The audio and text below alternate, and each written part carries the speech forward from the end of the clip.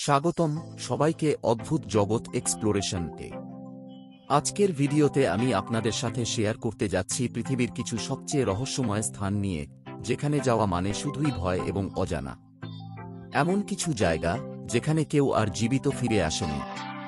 চলুন আজকের রহস্যময় যাত্রার সঙ্গে থাকুন। প্রথম জায়গাটি হচ্ছে ল্যাটলো পাস, একটি পর্বতপথ যেখানে 1959 জন পর্বতারোহী অদ্ভুতভাবে নিখোঁজ হয়ে গিয়েছিল।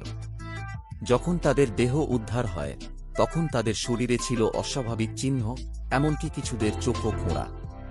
এই ঘটনাটি এখনও কোনো বিজ্ঞানী ব্যাখ্যা করতে পারেননি। আজও কেউ জানে না সেখানে কি হয়েছিল। এখন চলুন বেওয়াচ আইল্যান্ড সম্পর্কে জানি।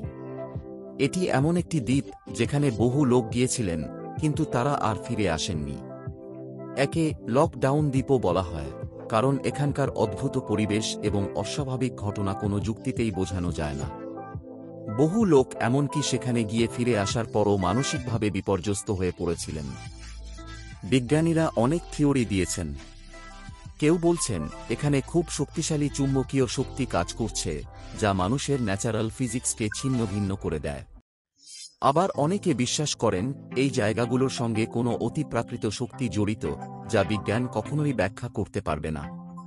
এগুলো ছিল পৃথিবীর কিছু সবচেয়ে রহস্যময় স্থান, যেখানে ঘটে যাওয়া ঘটনা এখনও বিজ্ঞানীদের মাথা ব্যথার কারণ।